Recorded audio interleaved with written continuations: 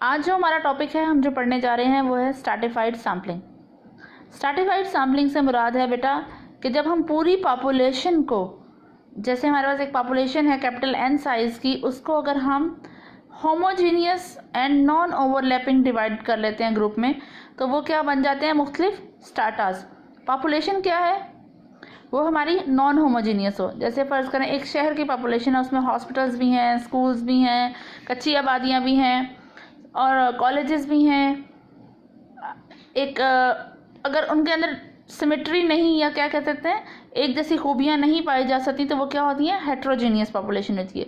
तो जब हम हेट्रोजीनियस पॉपुलेशन में होमोजीनियस ग्रुप बना लेते हैं, सब ग्रुप्स बना लेते हैं, यानी कि उनमें से हम स्कूल्स के बच्चे अलहदा कर लेते हैं, कॉलेजेस के बच्चे अलहदा कर लेते हैं, जो दूसरी कच्ची आबादियों में रहने वाले लोग हैं उनको अलहदा कर लेते हैं, और एलीट क्लास के मोहल्ले जो हैं उन्हें अलहदा कर लेते हैं। तो इस तरह से हम क्या कर रहे होते हैं, मुख्तलिफ सेम उनकी जो ट्रेड्स हैं या उनकी खूबियाँ, उनकी बेसिस पे उनके हम सब ग्रुप्स बना लेते हैं, उन्हें क्या कहते हैं, स्ट्रैटाज। जब हम पूरी पॉपुलेशन को n स्ट्रैटाज में डिवाइड कर लेते हैं और फिर हर स्ट्रैटा में से या हर ग्रुप में से जब हम सैम्पलिंग लेते हैं तो हम उसको कहते हैं stratified sampling. So if the element of the population are not homogeneous, then the population is divided into non-overlapping homogeneous subgroups called the stratas, and the sample is drawn separately from each stratum. हर एक stratum में से sample लिया जाएगा, लेकिन उस sample को लेने की टेक्निक क्या होगी, वो भी सिंपल रैंडम सैम्पलिंग होगी। तो फिर वो सैंपल क्या कहलाएगा, स्ट्रैटिफाइड रैंडम सैंपल। ठीक है, और जो ऐसा ग्रुप है उस प्रोसेस को फॉलो जो करेगा वो क्या कहलाएगी, स्ट्रैटिफाइड सैम्पलिंग। तो स्ट्रैटिफाइड सैम्पलिंग से मुराद है एक ऐसी टेक्निक है जब हम मुख्तलिफ स्ट्रैटा में से सिंपल रैंडम सैम्पलिंग के जरिए ही सैंपल सेलेक्ट करते हैं, और हमारे पास क्या होंगे, जो मुख्तलिफ स्ट्रैटाज होंगे वो क्या होंगे, म्यूचुअली एक्सक्लूसिव सब ग्रुप्स होंगे पॉपुलेशन के। ठीक है, एक पूरी पॉपुलेशन के म्यूचुअली एक्सक्लूसिव की आपने बात पढ़ी थी, वो क्या होती है, जिसमें इसके और उसके दो यूनिट्स है ना, इन दोनों के आपस में कोई भी चीज़ कॉमन ना हो, तो उसको हम कहते हैं स्ट्रैटिफाइड सैम्पलिंग। और इसके बाद जो नेक्स्ट चीज़ है, जो कॉन्सेप्ट आपको देना है, वो है एरर्स का। देखें बेटा, सैम्पलिंग हम कर क्यों रहे हैं, हम सैम्पलिंग कर रहे हैं कि हमारे पास पॉपुलेशन पूरी को हमें स्टडी ना करना पड़े, हम अपना टाइम और कॉस्ट बचाएं और उससे सैम्पल से वैल्यू ले लें।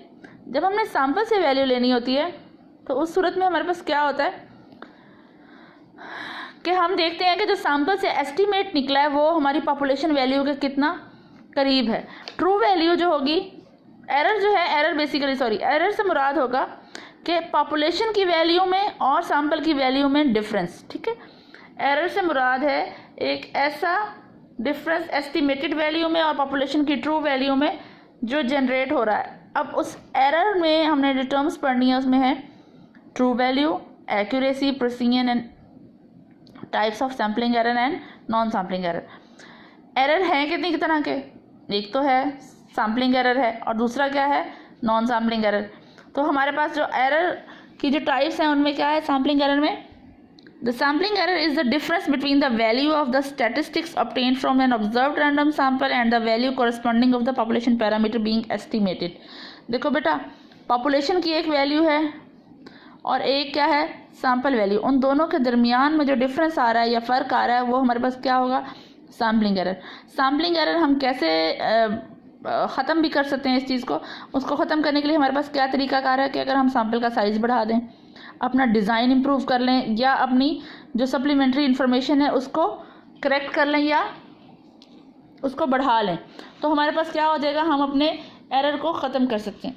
लेकिन अगर हमारे पास सिचुएशन ऐसी आ जाए कि जब हमारे पास हमारे इंस्ट्रूमेंट में ही एरर हो या हमारा प्रोसीजर ही इतना ख़राब हो कि हम उसमें फिर हमारे पास उस एरर जो है ख़त्म नहीं हो सकता, ये एक नॉन सैम्पलिंग एरर क्या होते हैं, caused by the sampling the wrong population of the interest और by the response biases as well as made by an investigator in collecting analysis. देखें बेटा, हमारे पास जैसे मैंने आपको बताया कि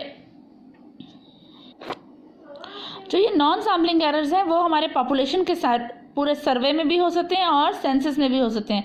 अगर हमारे पास वो पॉपुलेशन के अंदर एग्जिस्ट ही करते हैं तो वो हमारे पास क्या होंगे, नॉन सैम्पलिंग या नॉन रैंडम एरर्स। जैसे हमारे इक्विपमेंट की ख़राबी हो सकती है, ठीक है। तो इक्विपमेंट जब हमारा ख़राब है, जो कैलकुलेशन ले रहा है, तो वो फिर क्या होगा, चाहे हम उसमें पॉपुलेशन के सैंपल की लें या पूरी पॉपुलेशन की वैल्यूज़ लें, हमारा रिजल्ट ख़राब ही आएगा।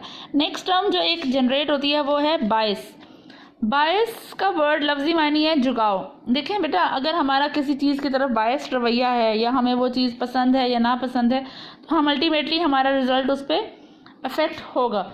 ठीक है। बायस से मुराद है, बायस is the difference between the expected value of a statistic and the true value of the population being estimated. तो वो क्या है बायस, जैसे कि जो हमारे पास जो हमने सैंपल से रिजल्ट निकाला है वो एस्टिमेटेड वैल्यू, उसकी एक्सपेक्टेशन और पॉपुलेशन की ट्रू वैल्यू में जब डिफरेंस आ रहा है तो वो क्या आ जाएगा, बायस। और बायस अगर हमारे पास पॉपुलेशन से बड़ा है तो फिर क्या है, वो पॉजिटिव। और अगर हमारे पास expected value of sample statistics is less than theta, तो वो फिर क्या है, हमारे पास नेगेटिव बायस है। और जब वो ज़ीरो होगी तो उसका मतलब है कि हमारे पास कोई भी फ़र्क नहीं है पॉपुलेशन की वैल्यू में और सैंपल की वैल्यू में। दो टर्म्स और आप लोग पढ़ेंगे बार बार अपने चैप्टर में, वो हैं एक्यूरेसी और प्रिसीजन। बेटा, जो हमारे पास एक्यूरेसी है उससे मुराद है कि जब हमारे पास जो सैंपल के रिजल्ट्स हैं, by accuracy we refer to the difference between the sample results and the true value. सैंपल की वैल्यू में और पॉपुलेशन की वैल्यू में जो डिफरेंस आता जा रहा है वो हमारे पास क्या होता है कि उनके दरमियान में कितनी एक्यूरेसी पाई जा रही है। अगर हमारे पास जो टेक्निकल एरर्स हैं, अगर हम उनको रिमूव कर दें, जैसे हमारे पास हमारी चॉइस गलत है या हमारा पॉपुलेशन का साइज़ गलत है, अगर हम उन चीज़ों को इम्प्रूव करते जाएँ तो हमारा एरर वो ख़त्म हो जाता है। लेकिन और दूसरी बात ये कि सैंपल का साइज़ भी बढ़ा दें। अगर फ़र्ज़ करें आपने 10 में से 2 लोगों से इन्फॉर्मेशन पूछी और वो बिल्कुल आपके रिजल्ट के ख़िलाफ़ आई है, तो क्या हो जाएगा, हो सकता है वो वही 2 लोग हों जो आंसर ही नो में देना चाहते हो, बाकी 8 लोगों का येस का आंसर हो। तो अगर हम अपना सैंपल का साइज़ बढ़ाते जाएंगे तो फिर हमारे पास क्या होता जाएगा, हमारा रिजल्ट ज़्यादा एक्यूरेट होता जाएगा। और प्रिसीजन से मुराद ये है बेटा कि हम पॉपुलेशन की वैल्यू के कितना करीब तरीन अपना जवाब दे सकते हैं। जैसे आपका कोई रिजल्ट आ जाता है, किसी चीज़ का आंसर है 6 और आपने जब कैलकुलेशन किया तो आपका आंसर आ गया 5.6। तो ये क्या है, 5.6 को जब आप राउंड करेंगे तो वो 6 के करीब हो जाएगा, लेकिन 0.404 का एक डिफरेंस तो है।